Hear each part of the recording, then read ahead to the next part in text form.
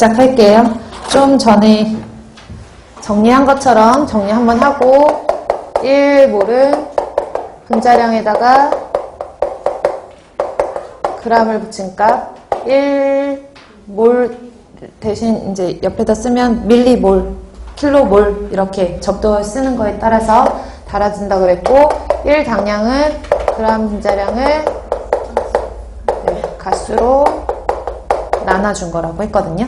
네, 하나만 더 참고적으로 보시면은 우리가 몰이라는 것과 당량이라는 개념을 여러분들이 기억을 하실 때 이제 양이다 라고 알아두시라고 그랬잖아요. 질량을 의미하는 단위의 표현 단위가 다를 뿐이다 라고 했었는데 예를 들어서 황산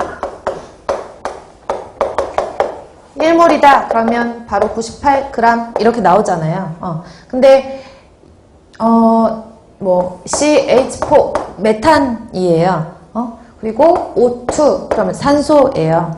다 알고 계시다시피 그럼 메탄 같은 경우에는 1몰은 얼마예요? 라고 하면 그램 분자량이라고 했으니까 12에다가 4 더하면 16이잖아요. 그러면 16g 이렇게 나올 것이고 얘는 1몰은 얼마예요? 그러면 32g 이렇게 나올 거란 말이죠.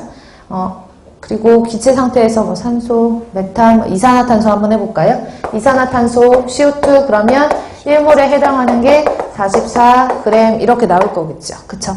근데 얘네들은 지금 보시면 위에 있는 황산 같은 경우에는 액체예요. 고체나 액체 같은 경우에는 우리가 여기에 뭐라고 해야 되지? 물이 몇 그램이 있어 이렇게 그람수로 잴 수가 있는데 메탄이라든지 산소라든지 이산화탄소 같은 경우에는 이제 기체상의 물질이니까 여기 공기가 도대체 몇 그램 있는 거야? 이렇게 나타내기보다는 부피 단위를 많이 쓰거든요. 근데 어제도 말씀드렸다시피 이제 기체상의 물질들 표현을 할 때는 그 기체상의 부피가 온도나 압력에 따라서 부피가 달라진다 그랬잖아요. 그렇기 때문에 우리가 0도씨 1기압에 해당하는 표준 상태에서의 그 값을 말한다고 했어요. 그래서 얘가 1몰에 해당한다라고 하면 이제 좀 그림을 그려서 설명을 드리자면 여기에 똑같이 상자가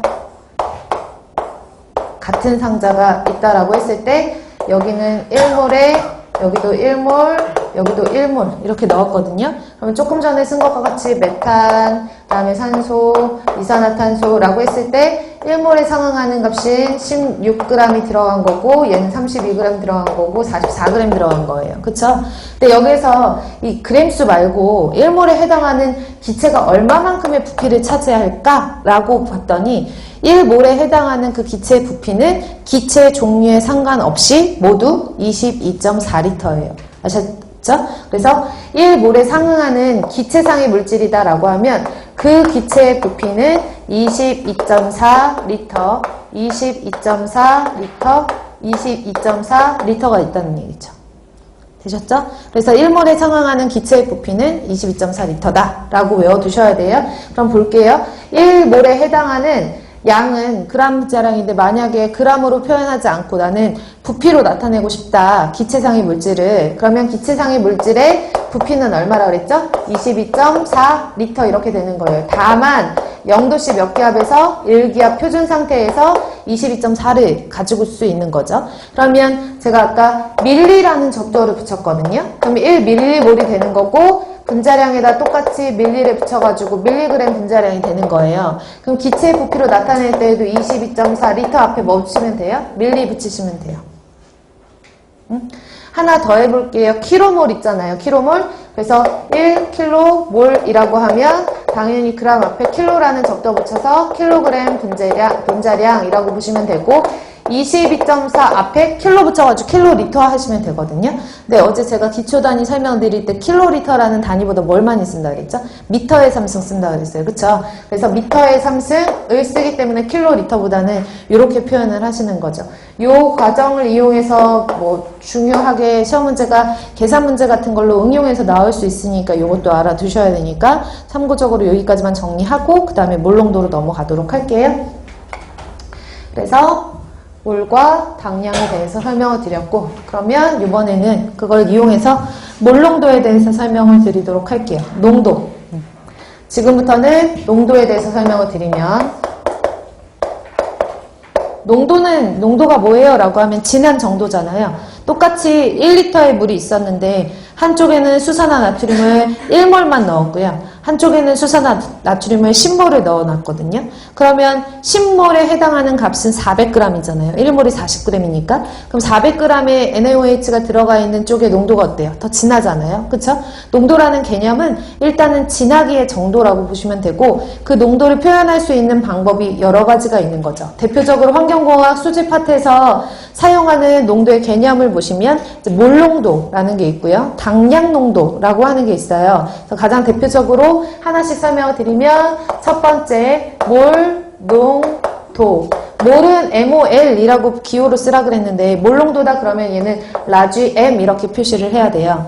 그리고 몰농도의 의미가 뭐냐면 물 1리터 안에 용질이 몇 몰 들어가 있느냐 이거를 우리가 몰농도라고 하거든요. 그러면 아시겠지만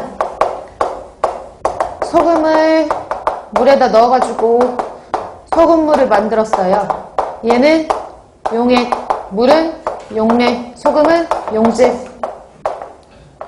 그래서 별말 없으면 전체 용액 중에 용질이 얼마만큼 녹아 있느냐 이렇게 표현을 할 때 우리가 농도를 의미를 하거든요. 근데 나는 그러기 싫다. 용매 중에 용질이 얼만큼 녹아 있냐 이렇게 표현을 하기도 하죠. 근데 별말 없으면 그렇게 별도로 이렇게 제시된 조건이 없으면 보통은 용액 전체 중에 용질이 얼만큼 들어가 있냐로 표시를 한단 말이에요. 그럼 몰농도를 보면 몰농도는 라지 M으로 쓰기로 했으니까 1리터 안에 용질이 몇 몰 들어가 있느냐 이렇게 의미를 하거든요. 그러면 리터에 해당하는 거는 용액이고 용액 1리터 안에 용질이 몇 몰 들어가 있느냐 이렇게 표현을 하는 게 몰농도가 되는 거예요.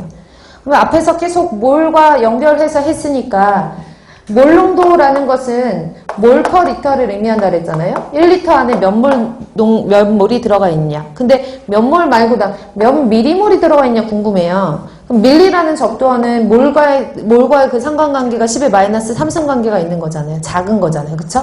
얘도 마찬가지로 그러면 미리를 붙여주면 얘랑 10의 3승 관계가 있으니까 얘랑도 10의 3승 관계가 있는 단위 환산 인자가 되겠죠? 그래서 똑같이 단위를 쓰고 얘도 용액 1리터 안에 용질이 몇 밀리몰 들어가 있느냐 이걸 우리가 밀리몰농도 이렇게 표현을 하는 거예요. 몰농도, 밀리몰농도.